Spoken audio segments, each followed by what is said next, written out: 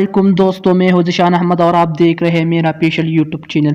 मैं उम्मीद करता हूं कि आप सब लोग खैरियत से होंगे और अपनी ज़िंदगी से बहुत मज़े ले रहे होंगे। दोनों न्यूजीलैंड में कोरोना वायरस का शिकार होने वाली 3 कौमी क्रिकेटर की नाम भी सामने आ गए हैं।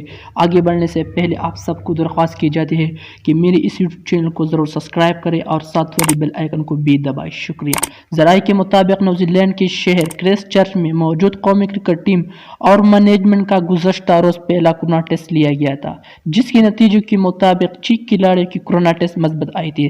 जिन 6 खिलाड़ियों की कोरोना टेस्ट مثبت आने वालों में से 4 कंफर्म कोरोना वायरस का शिकार हुए हैं।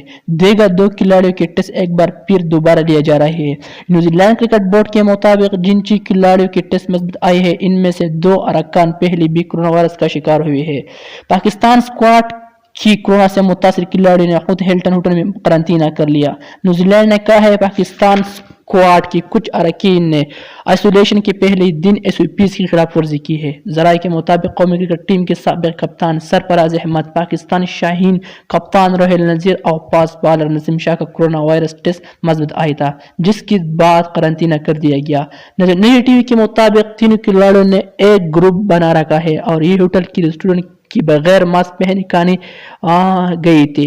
ज़राए के मुताबिक पाकिस्तान की टीम 2 रोज पहले न्यूजीलैंड पहुंची थी। न्यूजीलैंड में कोरोना वायरस SOPs की तखसीस कबल खिलाड़ियों के टेस्ट किए जाएंगे। अगर वीडियो अच्छी लगी है तो लाइक करें और चैनल को सब्सक्राइब करें। वीडियो देखने का बहुत शुक्रिया।